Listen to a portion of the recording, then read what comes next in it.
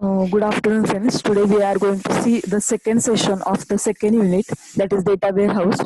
So, in this session, we will see what are the types of data warehouse, who needs data warehouse, what are the applications, then disadvantage, and the difference between OLAP and OLTP, that is online analytical processing and online um, transactional processing.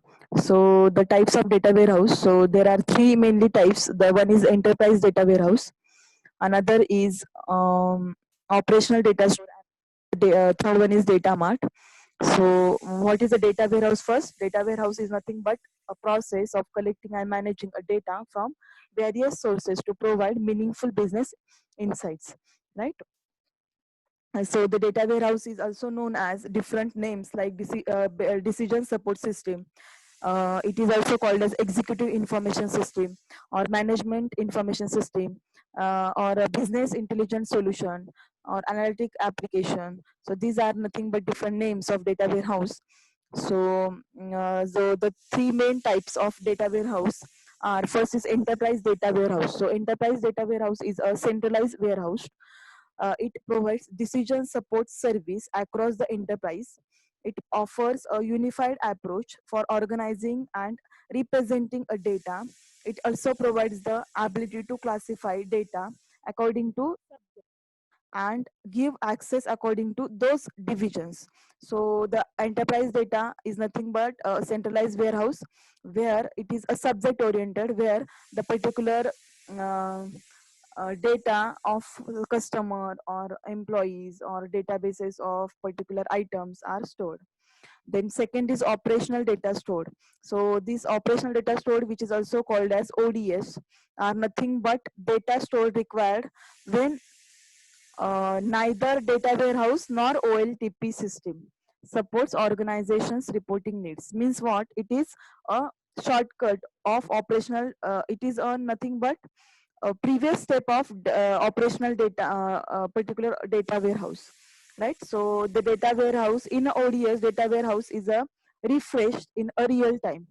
So it is a data warehouse is refreshed in a real time. So timely it is updating a data.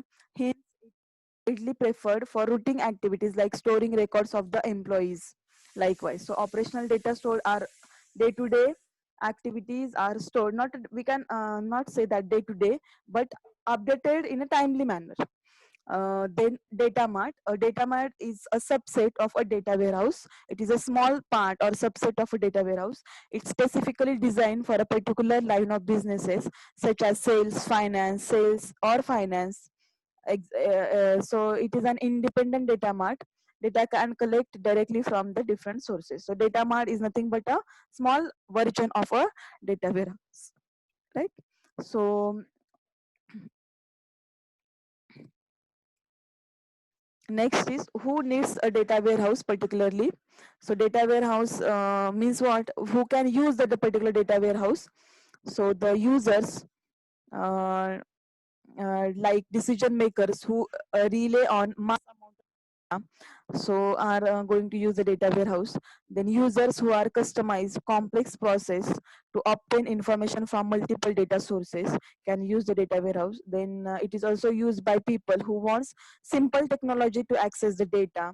Then it is also essential for those people who want a systematic approach for making a decisions. For decision making system, the data warehouse plays an important role. So what is a decision making system? It is nothing but which gives the output like the particular, for example, if I'm having a data warehouse for the particular all electronics, right? So the decision makers will ask the questions or will fire the questions like fire the queries like what is the sale of TV units in a year 2019 from the region Pune.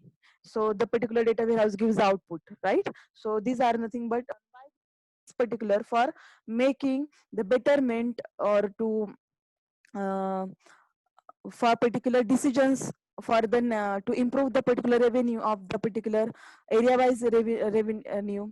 So to improve the revenue, basically we need the particular decision basics decision making systems, right? If the users wants fast performance on a huge amount of data, which is necessary for reports, grid or charts, then data warehouse proves the useful, right? So when we want the information like reports, grids or charts, then data warehouse are useful. Then it is also a first step if you want to discover hidden patterns from data flows and groupings. So these are the users or where we can use the data warehouse, right? So next is what are the, first of all we see what are the different applications of data warehouse, like airline, in airline system, healthcare system, public sector, investment and insurance sector, retention, telecommunication, hospital industry. So these are the sectors where we can use the data warehouse. So what are the disadvantages of data warehouse? So see, the particular the particular data warehouse is not ideal for unstructured data. What is unstructured data? The data like videos, audios, likewise, right? So it is the data in a data warehouse is a structured, unstructured, and semi-structured. Though it is, we are going to access the unstructured data, but it is not ideal. So the creation and implementation of data warehouse is a surely time-consuming process. So it is a time consuming process. Data warehouse can be outdated relatively quickly, then difficult to make the changes. It is subject to time non-volatile. So when we want to do the changes in a data types or ranges, so it is difficult. Then the data warehouse may seems easy, but actually it is too complex for average users. Then sometimes warehouse users will develop different business rules also. Um, and then organization needs to spend lots of their resources for training and implementation purpose. So these are the disadvantages of data warehouse. So and up till now we are just see the basics of data warehouse. Now the main important thing, that is OLAP and OLTP. So the basic difference, so what is the OLTP? So OLTP is nothing but online transaction processing. So what is the OLTP?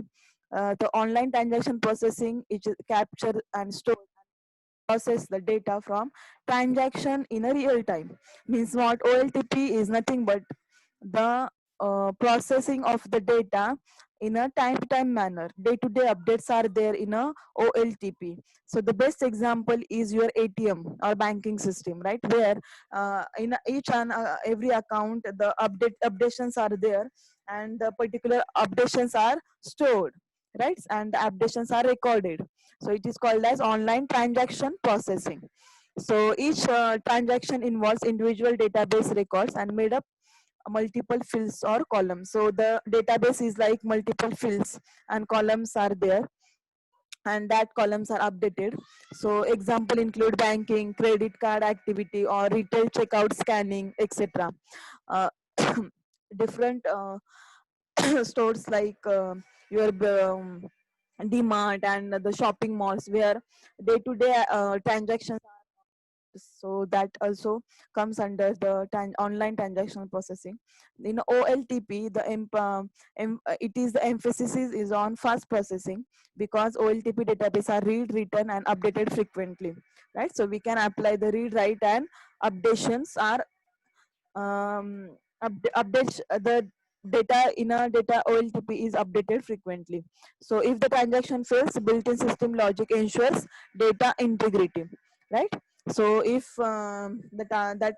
things happen when particular transaction fails, that time the particular changes are stored in that particular data. So this is what the OLTP. So what is the OLAP? So OLAP is nothing but a data warehouse, right? OLTP are the रोजच्या रोज activity ज्या particular system मध्ये होतात आणि store होतात, that is what the OLTP.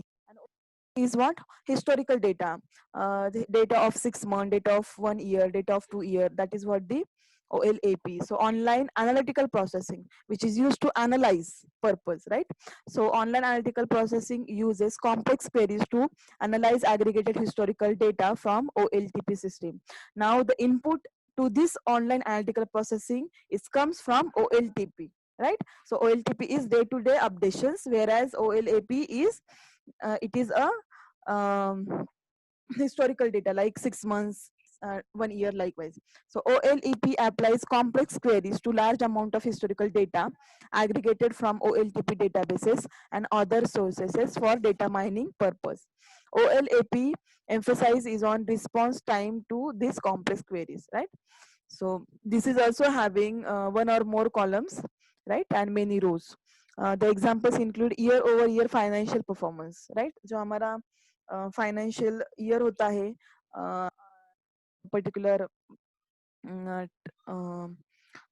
budgets होते हैं, so that comes under the particular online analytical processing.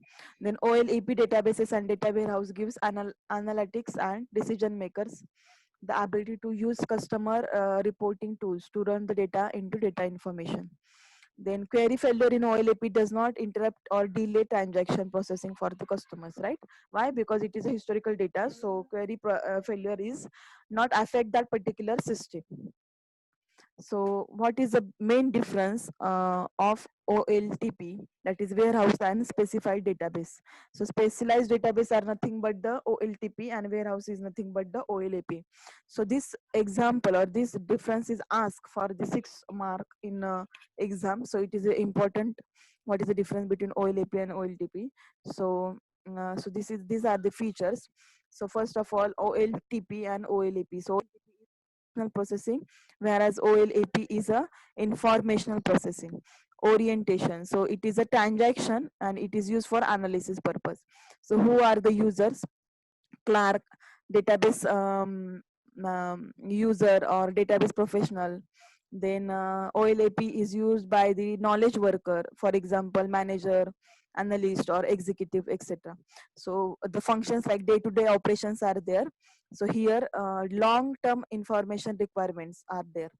Then database design like entity relationship management or application oriented. Then here star, snowflake, subject oriented, right? So star, snowflake schemas are there. We can see this in the fifth session. Then data, what is the data? It is a current, and which type of data is there? It is up to date data, which is current data. So whereas in OLAP the data is historical data, right? So maintain over time. So summarization, so primitive, highly detailed data is there. It is summarized, or it is not highly detailed data, it is consolidated data. So view, so we can view the detail and flat relational data, whereas in a OLAP summarized or a multidimensional database.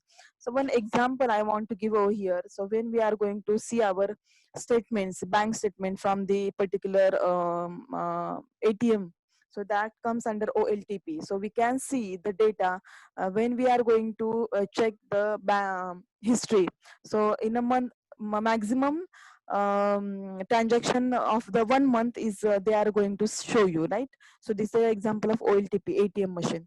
But when you are going to go in a bank system, and if you want your detailed transaction from last 1 year, 2 year, they can give you easily by entering your name and your account details. So they have a particular repository or database of customer that is called as OLAP, right? So ATM is the, so all data, ATM or different transaction where of banking, like your shopping, different wherever you are going to use your account, all that particular operations are stored in a OLAP, right? So input to OLAP is comes from OLTP. Got it?